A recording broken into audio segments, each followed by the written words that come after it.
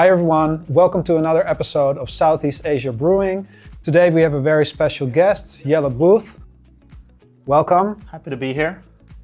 Jelle's from Enflux, a market maker, market making as a service provider, Penn Finance Award winner, connected to over 40 exchanges, trusted by industry leaders.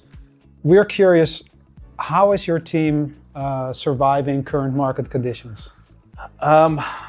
I think it's all about supply and demand, and I think especially right now meeting the demand that we have as Enflux with the supply, meaning we have the right skilled traders to really handle all the projects with care. And right now we really see a big influx of projects coming on that want to launch. They've been waiting for months for, I think, this moment. And now they knock on the door and we're like, sure, but our traders are at 90% capacity. How do we level them up and how do we add more skilled people there to really meet all the demand out there? So it's been a busy couple of weeks, so to say. Amazing. Before we dive into your career and background, can you explain in simple terms what Enflux does as a company? Yes. So we do market making as a service.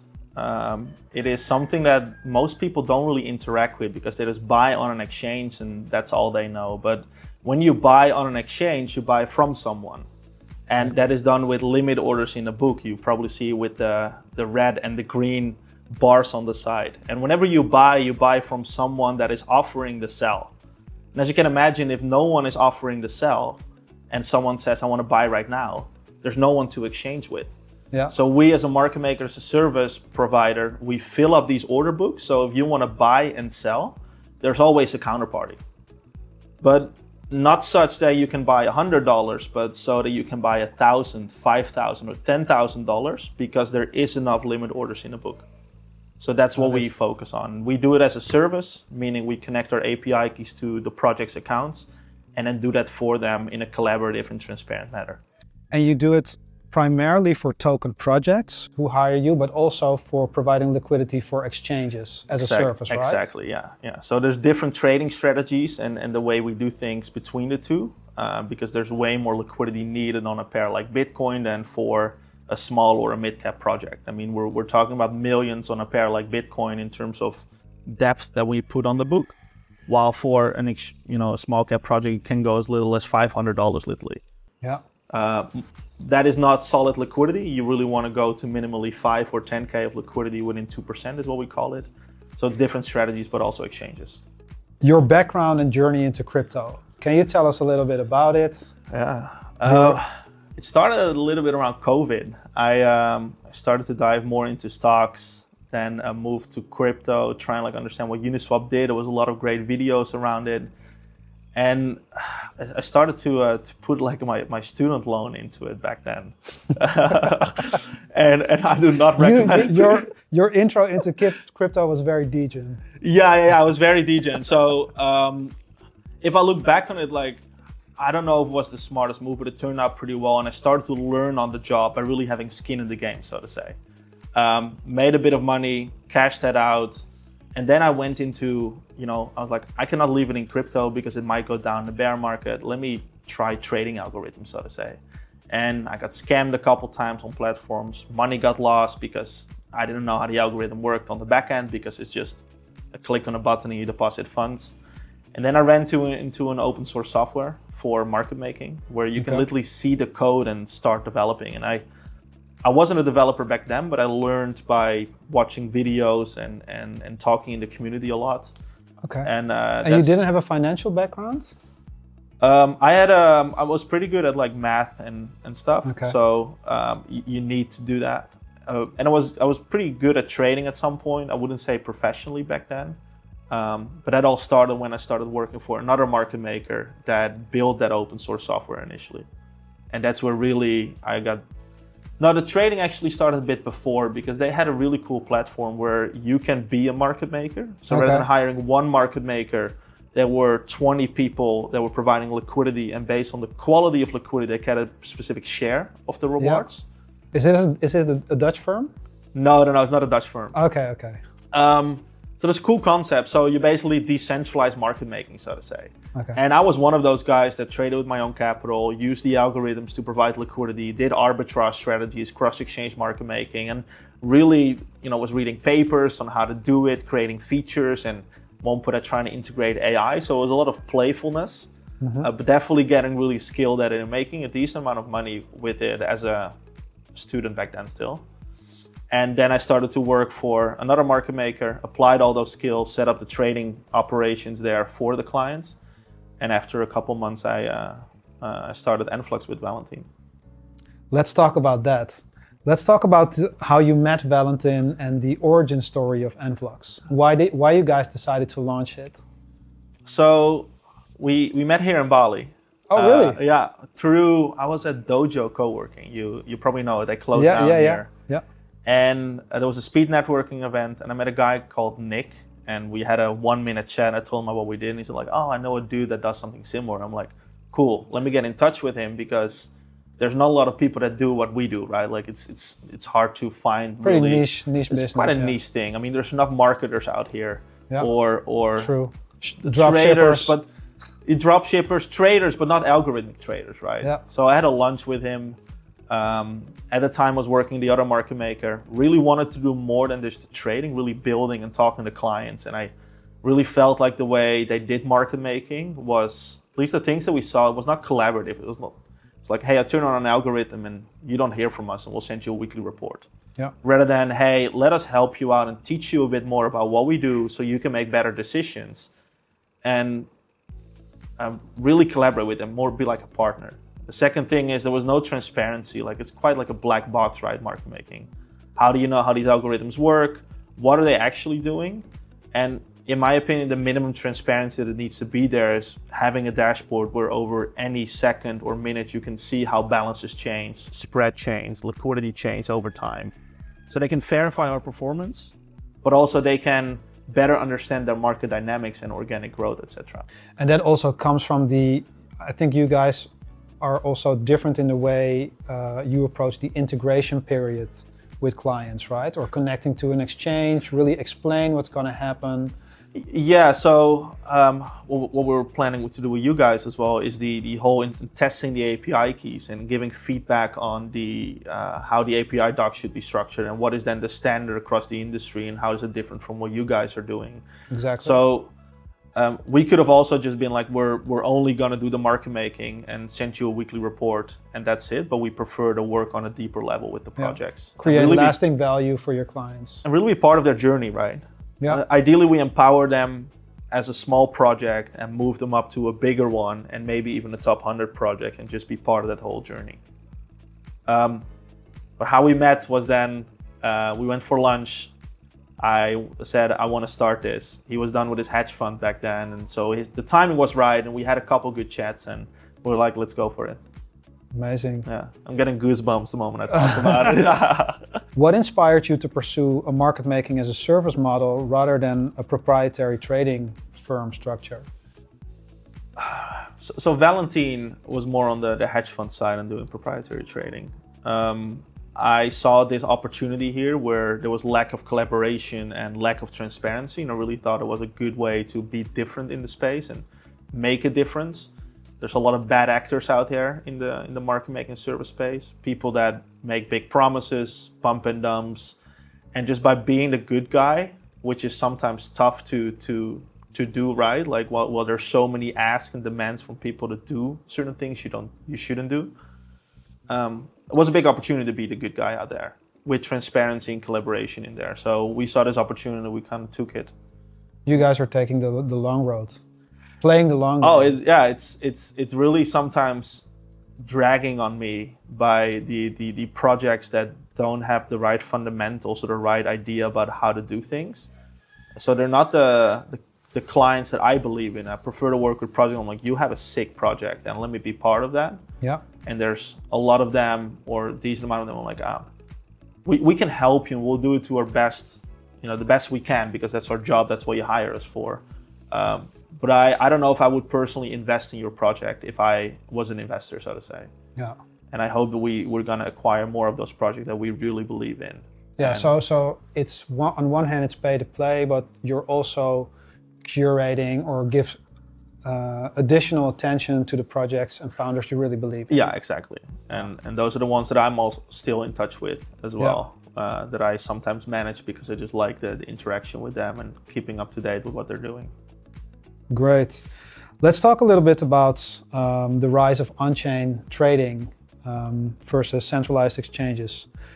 How do you view the competition on-chain trading brings to centralized exchanges?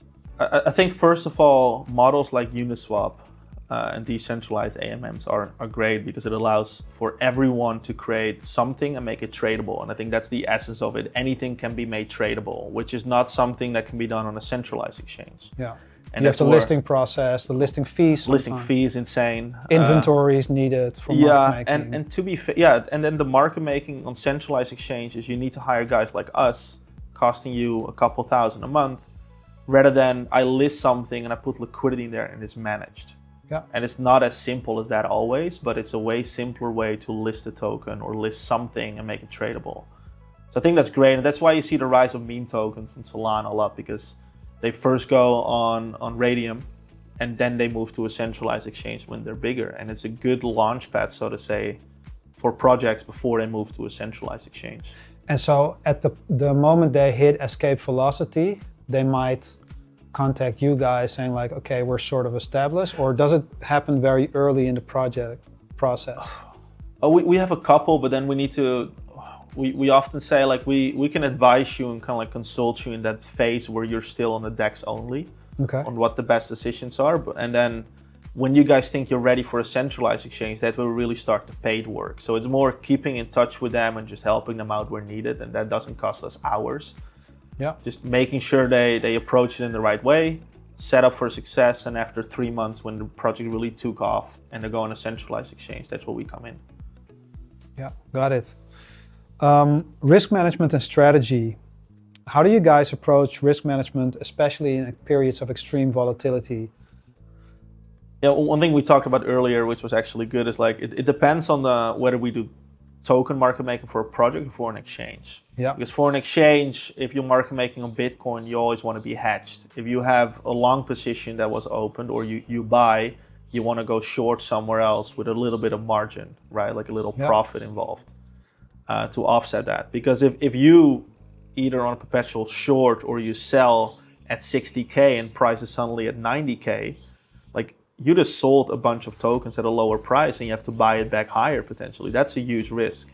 So every time there's a trade happening, you can offset that on the bigger tokens. Mm-hmm.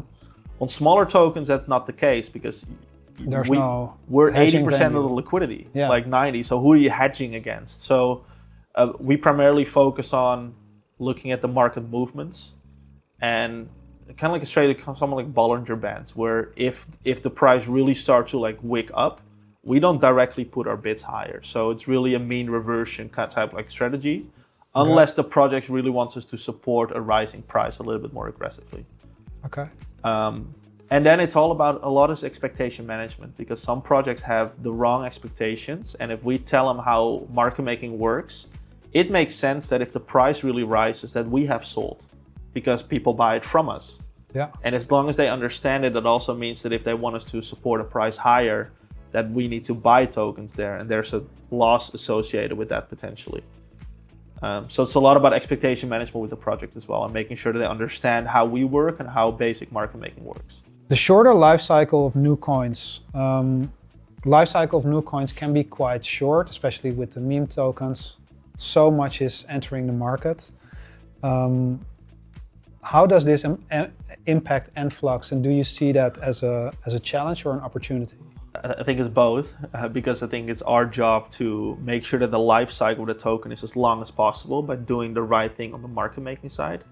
But we also understand that we cannot do everything, right? We don't do their marketing, we don't do their fundamentals, design and everything, tokenomics. So we only control the liquidity in the market making exchanges. And if we do that the best, we increase their life cycle. Or we potentially, rather than working with the wrong party, they bust, we hope that we can actually make them succeed.